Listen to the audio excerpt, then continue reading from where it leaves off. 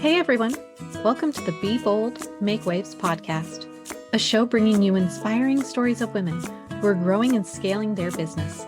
I'm your host, Laura Comark, a website and tech integration specialist who works with online business owners who love their work and not their website. Join me as we have incredible conversations about business, mindset, productivity, and of course, the website and tech behind the business. Let's go ahead and dive in to this week's episode. Hello, and welcome to this week's show. For those of you who don't already know me, I'm Laura Comark, evergreen email marketing expert for coaches and consultants who love their work, but not their tech. I'm so excited to introduce you to my guest today. Chelsea Renee is a talented somatics and embodiment coach, retreat creatrix, medicine woman, mentor to space holders, and heart-centered entrepreneurs. Intuitive ceremonialist, meditation guide, speaker, and more. She is the creator of the Somatic Breath Activation, a powerful breathwork technique that unleashes your truth and power. In her sacred circles, gatherings, and retreats, she curates an environment for rewilding, embodiment, and inner transformation. Chelsea, thank you so much for coming onto the show today. Can you tell us just a little bit more about kind of how you help people? Yeah, thank you so much for having me. The essence in all of my work is really supporting humans and women coming into their true self. So, getting out of their mind, getting into their body, connecting with their heart, deepening their connection with their intuition, so then they can create a abundant and beautiful life that is really aligned with who they came here to be on this planet. Oh, I love that. I love just the whole conversation around like tapping into your intuition, especially. That is something I know I'm always working on trying to like be more intuitive and listen to my intuitive self. Do you have any tips of how to tap into your intuition for someone who's like wanting to dive into that more? Yes, and I love this because I'm about to be launching a program all on intuition. So I've been thinking deeper and deeper about this specifically. But one of the best tips I'd say is to slow down and get quiet, because our intuition is comes through in little whispers. And so if we all, not we all, a lot of us have really busy, loud lives, and we are going, going, going, and we're listening to stuff and we're kind of filling our day. So we need to slow down, quiet down so we can listen to the whispers of our intuition. And I love bringing in practices like meditation and somatic practices also that help you drop out of your mind that's trying to make everything logical and kind of come into our body and listen to the wisdom that is there. Oh, I love that. I find like I get a lot of my like best ideas or like, like the shower ideas or when I'm driving and like when it's a little more, I'm doing kind of mundane tasks. Mhm. And that's when like the ideas flow. Would you say that's kind of like your intuition coming through or? Yeah, no, I definitely would agree that that's your intuition coming through. I even get a lot of things right as I'm like falling asleep at night. It's great and sometimes annoying because I'm like, oh, I have to write that down. And I'd like grab my phone, I'm like, let me put this in my notes. But yes, it is. And one really great way to decipher between your intuition and not your intuition is your intuition kind of comes through and it's not really an emotional thing. You don't feel heightened emotions when you get these intuitive hits. It just feels like knowing or wisdom that's coming through. And your intuition is also different from your inner wisdom, if you will, because that's kind of based off of your lived experiences. Because obviously, as we live this life, we just gain wisdom from what we've experienced. And so intuition can feel like, what? Where did that come from? Because it really kind of comes from this divine connection that we have within ourselves and with spirit, if you will. And so it doesn't feel like it kind of comes from experiences that we've gathered from our lifetime. It can just kind of come like a little hit. And some people feel like a gut feeling or like just channeling sometimes people can feel like I'm literally like channeling something. It can come in different ways, even like shivers up the spine and like Yes. things where your body is responding to something somebody else is telling you or something you just said, and you get a little shiver up the spine or you get goosebumps. Mhm. Like that is the way your intuition is telling you, like, that's right, listen to that, like go with that, or something powerful is happening right here. Um, it's really interesting. There's so many different ways. Oh, I love that so much. Going back to like the ideas at bedtime, I literally have a pad of paper I keep next to the bed. I found for the shower, like a waterproof shower notepad and pencil that hangs in there. It's like no more great ideas down the drain. Like I all those love that. things to help like when I get these like, oh, whether it's an idea or just like, oh, don't forget to do this thing. Because I swear the second I step out of the shower, I'm like, I had some ideas. Like I've written some amazing emails, but they're all in Mhm. my head. And I Yes. never, and I'm like, oh, I feel like I wrote it. I thought it all out. Yeah. I know. Sometimes I'm like, if someone could just be narrating what's happening in my head, I would have written like so many bestsellers by now. Yes, that should be a thing. How did you get into this line of work? What's kind of like your background story on it? Yeah. So I have a really crazy background story. I've always gravitated towards jobs that have been like fulfilling in some way, where they're meeting some need that I liked. I never kind of went into some like typical box, if you will. I Mm. was like, I can't do that. I already knew that from the beginning. But still, all these jobs that were so great, it never was like, this is hitting home for me. Mhm. And it just didn't feel quite right. And so my last job was in the outdoor industry before I went into this space. And so one of the things during the winter, I was a ski instructor, and during the summer, I was hiking guide and leave no trace master educator. So I just like loved like teaching people about being outdoors, connecting with the outdoors. Um, Connecting with nature was is still a huge foundation of what I do and love. Um, but I got to this place where I just felt really disconnected, depressed. I felt I just didn't know who I was. And it got to like a really dark place where I was like, I just can't live like this anymore. Like, this is just not working for me. And I need to do something different. So it's that total like rock bottom, like this needs to change because this doesn't feel good anymore. And so I left my job. I started like, I had already had familiarization with meditation techniques. I didn't do them frequently, but I just knew like I need to start somewhere, and I'm going to start doing a meditation every day. And it was a 15-minute meditation every day. And I started even just slowing down. And like we were talking about earlier, slowing down, quieting down, listening to my intuition. It led me to breath work. It led me to all these different somatic practices like intuitive movement, EFT tapping, hypno breath work, like all of these different modalities that I was exploring, and different styles of meditation also. And my goal at that point was really to just connect with who I was. I didn't have any like, I want to get here, I want to like end up here. I was just like, I am so sad and don't know who I am and feel so purposeless that I need to just feel good again. I want to know who I am. I like, maybe want to uncover my purpose, but really the baseline was like, I just need to feel good again. I just need to feel happy. And so I did. And I brought in that like discipline for like doing the work, because again, like when you kind of hit that like rock bottom space, it's like you have nothing left to lose. And that's kind of where that mentality I was at. I was like, I have nothing to lose and everything to gain. And so, yeah, I just kept doing that. And a year of that without doing like working anywhere, like I just was like full on dedication to my own embodiment, if you will. And at that point I was doing like multiple practices a day.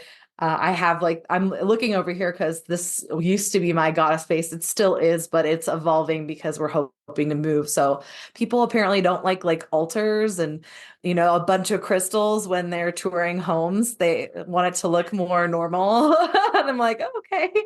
But I would sit in my goddess space and I had like my cards or my incense and my crystals. And like I had to have a mat and I would lay down and just like do practices all day long, meditating 45 minutes a day, twice a day. And one of the meditations, I just got whisper, this whisper from my intuition that was just saying, host a women's circle. I had never been in a women's circle, didn't know what a women's circle was. I had experience holding space in different capacities, but I had never done anything like this. And so I was like, I have no idea what to do, but I guess I'm just going to invite any women to come over into my home for the full moon, and we'll just see how it goes. And then that happened. And then the next full moon, the next full moon, the next full moon, and it compounded into more people wanting to come and those circles getting sold out. And so I had to have a full moon breathwork event. And then I hosted my first retreat at a full moon event too, and ended up hosting two full moon retreats that year. And it just kind of compounded and grew. And yeah, and it kind of led me here to where I'm at. Like I could get into a lot more stuff, but that's kind of where it just compounded. I just kept walking into the unknown.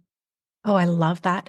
How did you find for that first circle you did? How did you find the other women? Like, where did you reach out to like find the people to come into the space? Yeah, so that's an interesting question. I had a social media and I would I'm trying to think, like there was definitely some people there that I didn't know. But I definitely reached out to some women that I was familiar with and knew on a personal level. And I said, hey, I'm going to start doing this. Come on in. And I think I just posted on social media as well on my Instagram story. Cause like that entire year also, I was like, I felt disconnected from wanting to post on social media as well. Um, so I posted on my story and invited some friends, and that was really it. And then I think a lot of referrals ended up happening. People were like, this is Yeah. really fun, this is awesome, come to this. And that's how it grew. Yeah, because you're fine. I mean, the thing with social media is so much of the time is we're connecting, especially in the online space when we have online businesses, we're connecting with people who are all over the world. I know Yes. for me, I have very small connections on my Facebook of local people to me. So I think that's absolutely fascinating. I love that. Yeah, no, I so agree. I definitely have more of a global community. Recently have had a baby and I'm like grounding back into Denver itself. And so it's been really cool to explore different like networking events and connecting with more people here in person again. Because a lot of those people that would come to my events, they are kind of floaters too. And so a lot of them have left. A lot of them aren't doing the work anymore, or who knows where everybody's at. But just spreading my roots more into this community has been really interesting because I'm hosting bigger community events than what I was before. That's awesome. What would you say were some of the like fears and doubts you had when you were first going into like this unknown and how'd you overcome them? Okay, the going into the unknown was like, and just doing that kind of work, I didn't really have any fears or doubts because it was just like I like I said, it was just like I have nothing to Yeah. lose. I just could go for it. But when I started hosting spaces and when I started like becoming a space holder, and like when I end up becoming a coach, which was another like random thing. Like one of my friends ended up being like, can I hire you as a coach? And then that next week, two other women that were in the women's circles were like, can you be my coach too? And so that kind of was just sprung on me, even though I've have like a very my whole life I kind of was a coach to everybody in my life. I was always the person that people would come to when the shit would hit the fan. And so I've already had that like experience of being that advice giver and that support. But when I stepped into this role more and created this career out of doing this, the fear of being seen was a big one. And I think it's it's about how thinking about how other people who have known me in different stages of my life are going to view me and think of me now. And the fear of judgment with that, like, oh gosh, like this person who did this at one point, like, just thinking of how they knew me in different lives and are going to apply this new life now. And when you really untangle it, and when I untangle it, it seems really silly because I'm just like, actually, it's all okay. And, a lot of those people actually are really supportive and excited for this like new evolution of my being. But you get so caught up on your head because you want to be accepted and loved. Like at a Yeah. core part of being a human is we just want to be loved and accepted. And so when we think that we're going to be going outside of that box and doing something different than what those people who used to love and accept you want, you're like, oh shit, are they still going to love and accept me if I become this other version of myself, or if I, evolve, if I change? And sometimes those people do love you and sometimes they're not for you, and that's okay too. So I think that was a big part of it, was being seen in what I'm doing and that fear of being judged. And I think that was also like some of the deepest healing that I've done for myself was releasing those fears of being seen and being judged, and just really allowing my full expression as a human. And that's allowed my actual like soul tribe to be called in, because I wasn't wearing those masks to please everybody else in my world. I was actually connecting with who I was and letting that shine, and that shining light attracted the right people. Oh, I love that. For some of our listeners who maybe still feel like they're putting on a front, hiding behind the mask, do you have any advice or tips for them on how to really like come into that shine of being your own truth self and showing Yeah. up that way for the world? Yeah. First, I want to say, like, I understand how tough of a space that is. So give yourself a lot of grace. Like, this is not an overnight switch thing. And even every time you feel like, oh, I've got this down, like, there can sometimes be like, oh, wait, ooh, this is a little bit of a contraction and I got to continue to practice this. It's like you're working on a new muscle. So Mhm. give yourself grace. One thing I love to share with my clients, and I tell myself this all the time as I'm meeting new contraction levels of this, is to stop like thinking so much about myself and to think about the other people. And when I am like pretending to be another person because I think this is a person that everyone's going to love, I'm actually robbing the entire world of experiencing my beautiful magic and my vibration as a human. And so, and I'm continuing to perpetuate the like, see, I'm getting chills right now. This is good.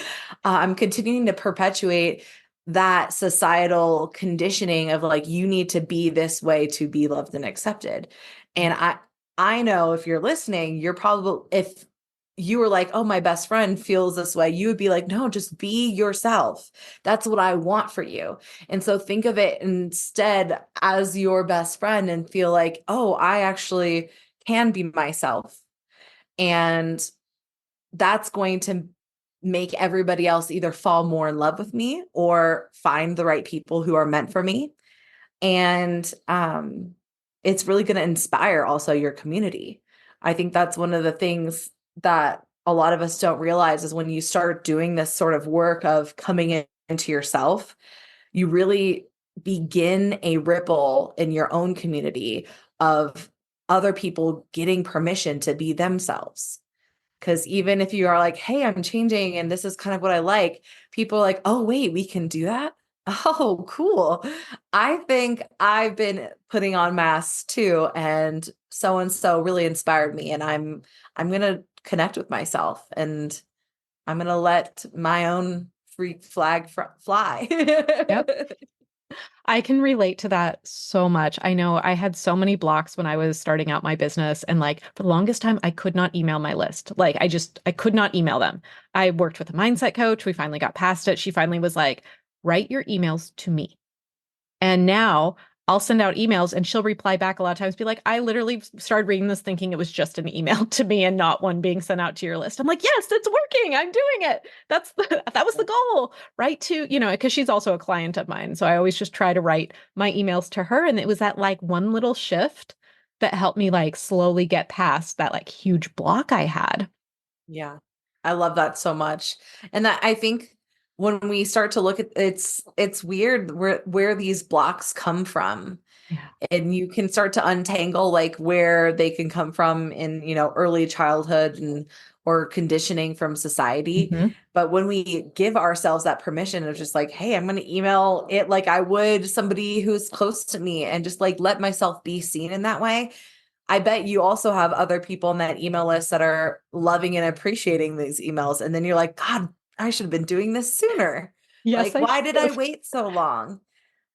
Yeah, it's kind of interesting. I just started this year. I was challenged by one of the coaches I work with. She challenged our whole group in the mastermind to create income reports. Mhm. And she's like, you don't have to do anything with them. You don't have to share them. I was like, well, I have a podcast. Might as well share them. And so now I've been doing income reports, which is really scary to put all that out and like get into the deep dive. Like the whole idea is to really review the numbers and talk about different things, lessons learned, really being open about my goals and what I accomplished, the things I didn't accomplish. And the feedback I'm getting from other people, like the DMs and all that, on how much they appreciate it and love seeing the back end and seeing like just The realness. the realness, thank you, of, Okay. this is what is actually happening in my business. It's not all, sunshine, lollipops, and rainbows that we see on Instagram. Like, this is truly what's happening. Like, and so it's been really interesting. It's definitely terrifying, but I'm like, just keep like, stretching that muscle. Like, it's okay. We can do this. I love that. And it's funny too, like for anyone listening, I know we probably both resonate with this too. With the people who we like the most following and listening to are people who are vulnerable, who Yeah. are sharing it all, and who like are okay with being seen in their mess. And so Mhm. that's the other thing, like you just kind of mentioned, we don't have to be perfect. Like just go ahead and move. Like I like the idea of like messy action. It's like some people think like, oh, I have to have A through Z figured out before I do A. And that's one thing I've loved that I kind of ripped the band-aid off. I was like, you just start walking. Like I said, walking into the unknown, being seen in your mess, and people will find you. And it's beautiful. You don't have to be perfect. Instagram is definitely just, a filter, a version of people's lives. Exactly. Oh, I love this. I want to switch gears a little bit and talk about like the tech and website behind your business, just because I totally geek out on this stuff and love hearing about it. Can you tell me a little bit about just kind of your website journey in your business of like what it was like with your first website creation and how that's evolved to what it is now? Yeah. So my first website, I felt like things needed to be super complicated. I thought that like complication made me look more professional. I was like, oh, I need to have a bunch of different tabs and I need to explain everything like in lots of detail. So everyone like, so because people are going to just read every page of this website. And it got to a point where I realized like people were just like they had like the send me the link vibes. Like they didn't need a website. And that's the kind of people I was attracting, is people who are like, yes, I know your energy. I've seen like the work that you do. Just send me the link. And so the first iteration was very complicated. And then the second iteration was literally I just made a whole new homepage and it just had a list of it had like, hello, welcome to Heart Centered Humans. And then it had all of my events. And then it had like the services that I had listed. And at the very bottom had my bio. So it was like, just scroll, scroll, scroll. You can see it, whatever you need to. And that was it. And usually I was just sending people direct Mhm. links to things when they would ask on Instagram.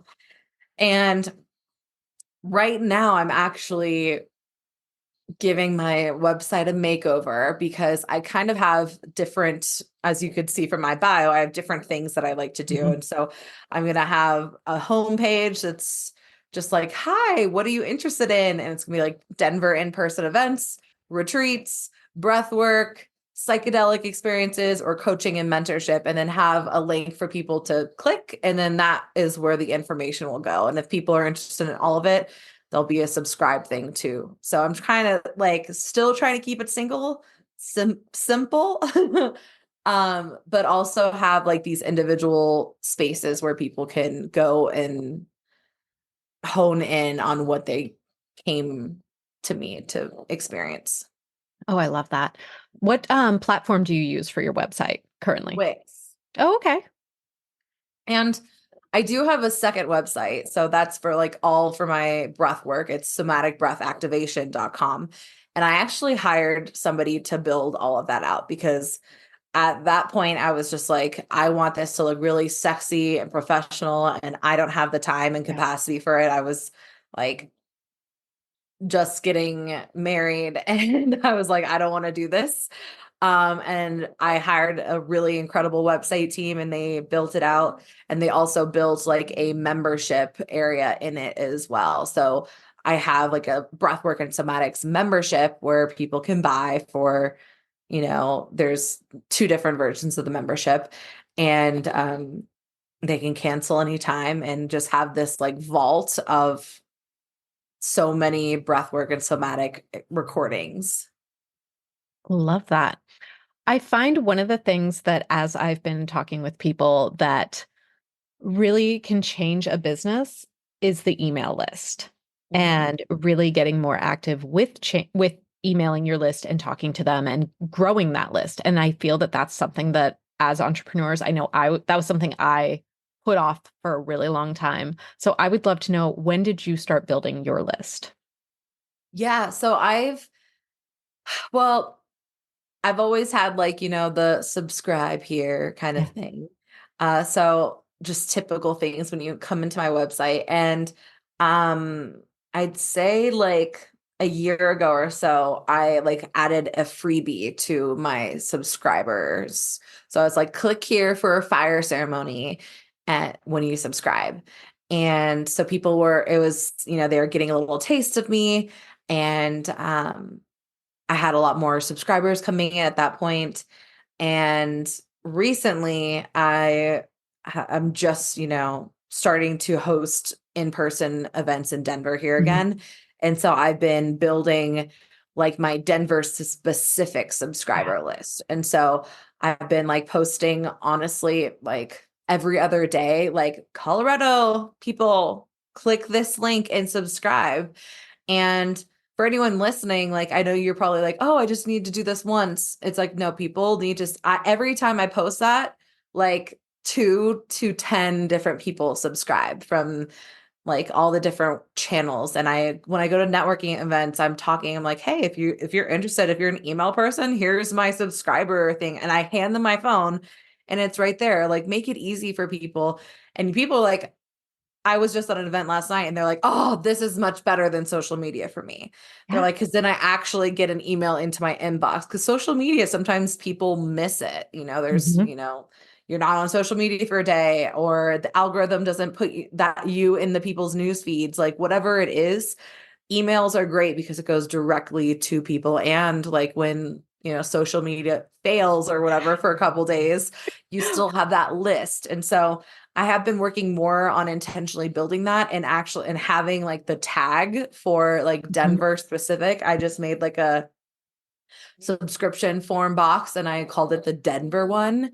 And so like now when I'm writing my emails, like I just did this morning, I clicked Denver and then like all of the events that I've had in Denver in the past. And just that was the people that got that email. Yeah. Love it. Yeah, it's the email marketing is so important to our businesses. And that's something I'm hearing more and more people are putting more emphasis on.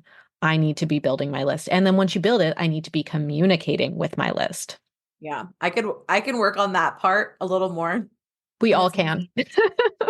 I've always felt like I have to write like a novel on an email. I'm like, I have to update them on every little thing in my life because I've also been like I have been sporadic to like, a once a month kind of email. And Mhm. that's one of my goals from like last month and moving forward is to be communicating with my email list more, just like you shared. And I actually even put on my stories a poll. I'm like, do people like, do you read a long email or do you like it short and sweet? And like everybody was like short and sweet. Like that's what I like.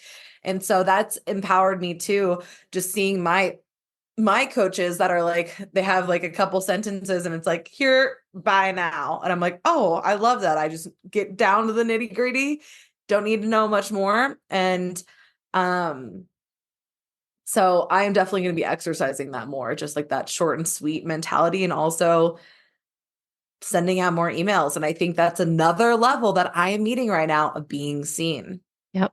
being seen in somebody's inbox, and so you, every level you grow into, there's more work to do. Yeah, I have clients that in the last couple of years we've been setting up like evergreen nurture sequences so they know because I had one client, she was she was so consistent with emailing her list and her emails were so good. She's a copywriter. So, and they're funny and they got great stories. And I'm like, I love reading your emails. I'm like, but I feel so bad because the new people getting on your list you just spoke at a summit last week and now you have all these new people. They're never going to get those old emails. Like you should be repurposing that good stuff. The stuff that isn't like, hey, we have an event coming up soon, but the stuff Yeah. that's like, here's other stuff I can give you, other valuable information, valuable tips, trainings, any of that other stuff that we provide to our community. And so I've been finding that's been something that's really helped clients get over that, like, oh, I have to email again. I have to email. It's like that never ending to do checklist thing because I know for like, I have one set up for myself, but it only goes so far. So I'm still like, oh, I need to add more emails.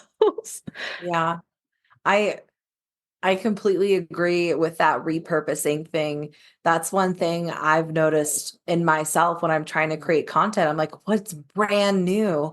But really, people first, they hardly ever notice when Yeah. you're like saying the same thing. And when you're saying the same thing over and over and over again in different ways, it actually helps your community more because people learn in those different ways. Yep. If you look at any of these people who are doing really successful, most of them are saying the same thing in a bunch of different ways.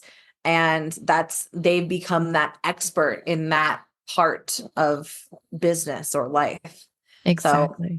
I know that's something that I've been learning recently too, is just embracing that it's okay to continue to say the same thing. You don't have to come up with new material every every day. Yeah, exactly. Oh, so good. We are getting close to our time, but I could literally sit here and talk to you all day about this stuff. I do have one question that I ask everyone who comes on the show, and that is what is one piece of advice you would give someone when they are growing and scaling their business to help them be bolder, be louder, and make waves? All right. Outside of listening to your intuition and getting out of your own head, um, I and this kind of goes with the energy we were talking about before, but really realizing that when you are being called to do something, it is a divine assignment. It's a sacred responsibility. I just made a post about this because I feel so strongly. And you think of people, going, let's just say the craziest, totally not on topic thing. Like people are going to war and they're like, I'm being ordered to do this by something higher. Well, you can think about that with your business. You're like, oh, I'm literally being ordered by the divine to do this work. This is so important to the world that I am the person, I'm the general in charge of, helping people feel connected to sales or doing their tech stuff, like whatever it is. Like it's bigger than me. And so coming in with that mentality of this isn't just me doing something, this is actually a calling that I've been bestowed onto me. I think that really lets you feel that it's it's just much bigger than you. And you can get out of your way easier by doing that. I think that's fantastic advice. Chelsea, thank you so much for coming on the show today. Can you tell our listeners where they can come find you, connect with you, get in your world?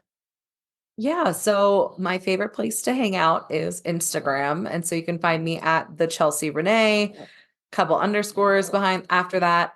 And I also have my website, heartcenteredhumans.com, and my other website, somaticbreathactivation.com. If you want to find out all of the magic there, there's a lot of fun stuff I do. Wonderful. I will link all that up in the show notes. Thank you so much. This was such a fun conversation. Thank you so much for having me. Thanks so much for listening to this week's episode. Be sure to check out the show notes at lauracomark.com/podcast. And if you're ready to turn your website into a marketing machine, get more sales, save time, and simplify the back end of your business, grab my free resource, Power Integrations for your website. Head on over to lauracomark.com/power. If you enjoyed today's episode, make sure to subscribe. And also, I'll just love you forever if you leave me a review. It helps get this podcast in front of other people that can help inspire. Thanks so much for listening. I'll see you next week. Bye now.